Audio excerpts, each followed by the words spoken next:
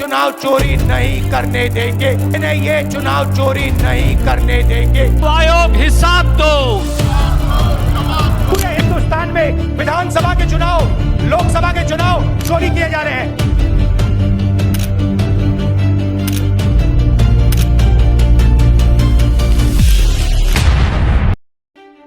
राहुल गांधी ने 7 अगस्त को press conference कर भारतीय चुनाव आयोग पर एक बहुत ही बड़ा आरोप लगाया।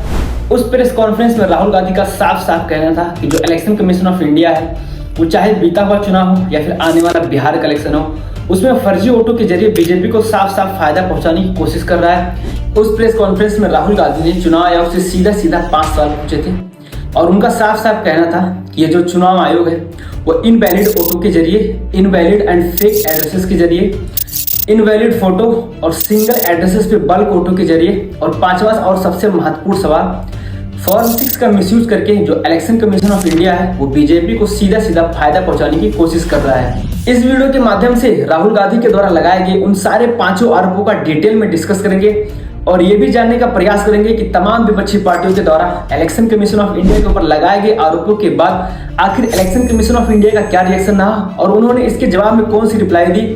तो उससे पहले राहुल गांधी ने एक और बहुत बड़ा आरोप इलेक्शन कमीशन ऑफ इंडिया के ऊपर लगाया था, तो चलिए उसको सबसे पहले डिस्कस कर लेते हैं। राहुल गांधी ने इलेक्शन कमीशन ऑफ इंडिया के ऊपर सीधा सीधा आरोप लगाते हुए कहा कि जो कर्नाटक की सेंट्रल लोकसभा वाली सीट है उस पे इलेक्शन कमीशन ने लगभग 1,250 वोटों का फर्जीवाड़ा किया है, जिसकी वजह से उनकी पार्टी उस लोकसभा की सीट पे चुनाव हार गई थी। राहुल गांधी का साफ साफ कहना था कि आखिर ये कैसे पॉसिबल है कि एक ही लोकसभा सीट के अंदर आने वाली 7 विधानसभा सीटों में से 6 पे कांग्रेस और 1 पे बीजेपी जीत दर्ज करे।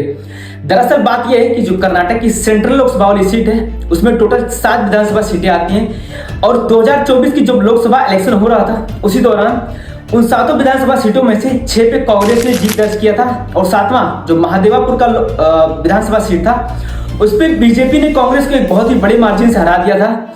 लेकिन राहुल गांधी का ये लॉजिक सरासर गलत और मिसकैलकुलेटिव है। चलिए जानते हैं आखिर कैसे।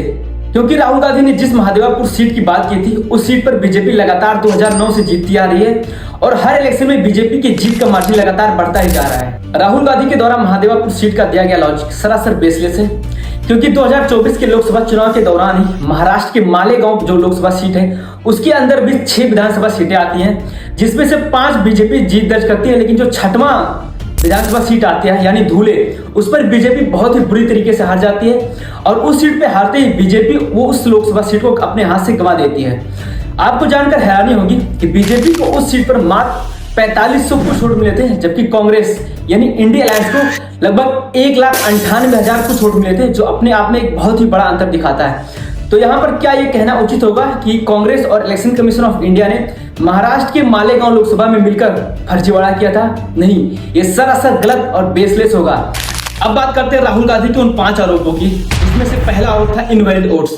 राहुल गांधी का साफ साफ कहना था कि इनवैलिड वोटों के जरिए election commission of India BJP को फायदा पहुंचा रहा है। लेकिन इन सारे आरोपों को एनालाइज करने के बाद पता चलता है कि अगर देश की किसी हिस्से में इलेक्शन होता है तो उसके 3 महीना पहले जो इलेक्शन कमीशन ऑफ इंडिया वो वोटर लिस्ट के ड्राफ्ट वर्जन जो है रिलीज करता है और साथ में एडवाइजरी भी जारी करता है कि अगर किसी भी राजनीतिक दल को इस वोटर लिस्ट में दिक्कत हो तो वो करेक्शन के लिए अप्लाई कर दे। तो मैं उन सभी राजनीतिक पार्टियों से पूछना चाहता हूं जिनको इलेक्शन कमीशन से दिक्कत है कि इलेक्शन कमीशन ने जब इस वोटर लिस्ट के ड्राफ्ट वर्जन को प्रस्तुत किया था तो आपने करेक्शन के लिए अप्लाई क्यों नहीं किया था। और सबसे जरूरी बात कि जब भी इलेक्शन होता है तो हर बूथ पर हर एक पार्टी का BLA यानी बूथ लेवल एजेंट होता है, तो क्या उस बूथ लेवल एजेंट को इतनी बड़ी संख्या में फर्जी वोटों के बारे में कोई जानकारी नहीं थी? क्या इतनी बड़ी संख्या में फर्जी वोट होना वो भी BLA की उपस्थिति में पॉसिबिलिटी है? ये आप खुद डिसाइड कीजिए। राहुल गांधी का इलेक्शन कमीशन ऑफ इंडिया पे दूसरा और सबसे बड़ा आरोप था कि जो इलेक्शन कमीशन ऑफ इंडिया है वो फेक एड्रेसेस और इनवैलिड एड्रेसेस के जरिए वोटर लिस्ट में गड़बड़ी करके बीजेपी को फायदा पहुंचा रहा है, जिसको लेकर राहुल गांधी का कहना था कि जो आदित्य श्रीवास्तव हैं उनके नाम 4 जगह पे रजिस्टर्ड है और वो 4 जगह वोट डालते हैं। जब ये पूरा मामला हाईलाइट हुआ तो ये जो आदित्य श्रीवास्तव थे वो कैमरे पे आते हैं और साफ साफ कहते हैं कि मैंने सिर्फ एक ही जगह वोट डाला है। जो राहुल गांधी के द्वारा दावे किए जा रहे हैं वो सरासर निराधार और गलत है। दरअसल जो आदित्य श्रीवास्तव हैं वो लखनऊ, मुंबई और कर्नाटका में रह चुके हैं। वो अपने जॉब के सिलसिले में लगातार अपने शहरों को चेंज करते रहे हैं और जब भी वो जहां जाते हैं तो वहां का जो वोटर लिस्ट होता है उसमें अपना नाम रजिस्टर्ड करा लेते हैं, लेकिन जहां से जाते हैं वहां से डिलीट नहीं करवाते हैं, जिसकी वजह से ये मिस इन्फॉर्मेशन सामने आया। लेकिन इसके बेस पे ये कहना कि एक ही शख्स एक ही टाइम पे 4 जगह पे वोट डाल रहा है, तो ये कभी भी पॉसिबल नहीं हो सकता है। तो राहुल गांधी का जो दूसरा आरोप था वो भी फैक्ट चेक के साथ गलत साबित होता है। राहुल गांधी ने इलेक्शन कमीशन ऑफ इंडिया पे तीसरा आरोप लगाते हुए कहा आखिर एक ही जगह पे इतनी बड़ी संख्या में बल्क वोटर रजिस्टर्ड कैसे हैं। तो जिसके जवाब में इलेक्शन कमीशन ऑफ इंडिया का कहना था कि सालों से अगर किसी एक ही रूम में या एक ही घर में लोग रहते आए हैं, तो धीरे धीरे वो जहां पर रह रहे हैं उसी एड्रेसेस को अपने आईडी प्रूफ में और दूसरे अन्य जगहों पर रजिस्टर करा देते हैं, जिससे ये पॉसिबिलिटी हो सकती है कि एक ही एड्रेसेस पे बल्क वोटर रजिस्टर्ड हो सकते हैं। राहुल गांधी का चौथा आरोप था कि जब भी election commission of India voter list release करता है, तो उसमें जो वोटर होते हैं उनके बड़ी संख्या में जो इनवैलिड फोटो उसमें रजिस्टर्ड होते हैं, जिसको एनालाइज करने में पता चला है कि जो राहुल गांधी का चौथा आरोप था इनवैलिड फोटो को लेके, वो बिल्कुल सही है। राहुल गांधी का पांचवा और बड़ा आरोप है फॉर्म 6 का मिसयूज, जिसको लेकर राहुल गांधी का कहना है कि जो आने वाला बिहार का इलेक्शन है उसमें election commission of India form 6 का मिसयूज करके बीजेपी को फायदा पहुंचाने की कोशिश कर रहा है। और इस आरोप को भी एनालाइज करने में पता चलता है कि राहुल गांधी के द्वारा लगाए गए ये आरोप में भी कुछ परसेंट की पॉसिबिलिटी है, जिसको इलेक्शन कमीशन ऑफ इंडिया को जांच करनी चाहिए और इसकी सत्यता सामने आनी चाहिए। इन्हीं सब मुद्दों को लेकर राहुल गांधी और तेजस्वी यादव बिहार में जाते हैं और कुछ ऐसे लोगों से मिलते हैं जिनका नाम वोटर लिस्ट से गायब था। उन्हीं में से एक थी मंजू देवी। आप लोगों ने इनका नाम जरूर सुना होगा क्योंकि ये मीडिया में काफी हाईलाइटेड फेस है।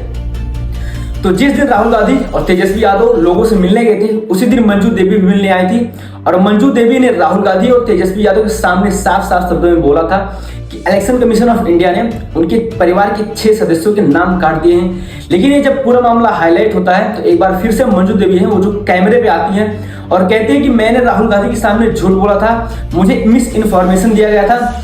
और उनका कहना था कि जो उनके गाँव के पंचायत सहायक और वार्ड मेंबर थे, उन्होंने ही उनको गलत जानकारी दिया और उन्होंने ही कहा था कि आपको राहुल गांधी से मिलना चाहिए। हमारा नाम है रंजित देवी, नहट्टा प्रखंड से आया हूँ, चकला गांव से। पति का नाम है सुधीर राम। हमारे वोटर लिस्ट में हमारे घर के परिवार के 6 के नाम कट गया है। आप पहले थे उसमें? जी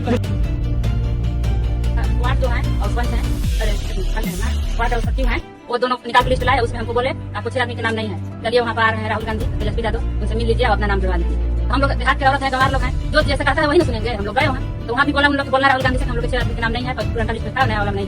वही बात हम जब बोले हैं। अभी आपको वीडियो के द्वारा दिखाया गया लिस्ट नया वाला जो 1,2500 प्रकाशन का है, उसमें अपने नाम अपना पाया और अपने परिवार के सदस्यों का नाम पाया, सबको नाम पाया। राहुल गांधी के द्वारा लगाए गए इन 5 आरोपों को अगर अच्छे से एनालाइज किया जाए तो इसमें पता चलता है कि राहुल गांधी ने जो आरोप इलेक्शन कमीशन ऑफ इंडिया के ऊपर लगाए हैं उसमें कुछ परसेंट की पॉसिबिलिटी है।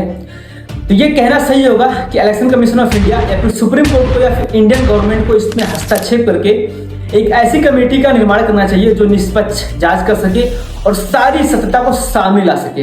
राहुल गांधी ने इलेक्शन कमीशन ऑफ इंडिया के ऊपर एक और आरोप लगाते हुए कहा कि उन्होंने जब इलेक्शन कमीशन ऑफ इंडिया से वोटिंग के दौरान का सीसीटीवी फुटेज रिलीज करने को कहा तो इलेक्शन कमीशन ऑफ इंडिया ने साफ साफ मना कर दिया और इलेक्शन कमीशन ऑफ इंडिया ने विदिन 45 डेज उस सीसीटीवी फुटेज को डिस्ट्रॉय करने की एडवाइजरी जारी कर दी।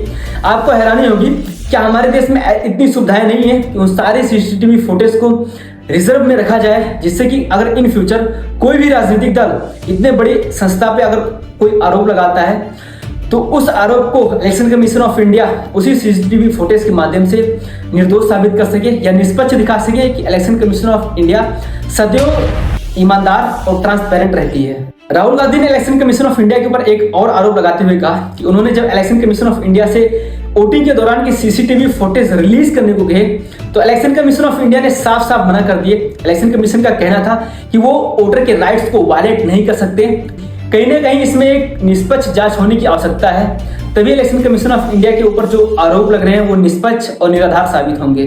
तो इस वीडियो के अंदर आपने देखा होगा कि राहुल गांधी के द्वारा इलेक्शन कमीशन ऑफ इंडिया के ऊपर लगाए गए उन सारे आरोपों को अच्छे से एनालाइज करके आपके सामने रखा, जिससे कि आप खुद डिसाइड कर सकें कि कौन सही या फिर कौन गलत। ये कोई नई बात नहीं है कि इलेक्शन कमीशन ऑफ इंडिया के ऊपर आरोप लग रहे हैं। जब 2009 में कांग्रेस सत्ता में थी और बीजेपी सत्ता के बाहर थी तो बीजेपी ने भी इलेक्शन कमीशन ऑफ इंडिया के ऊपर आरोप लगाए थे।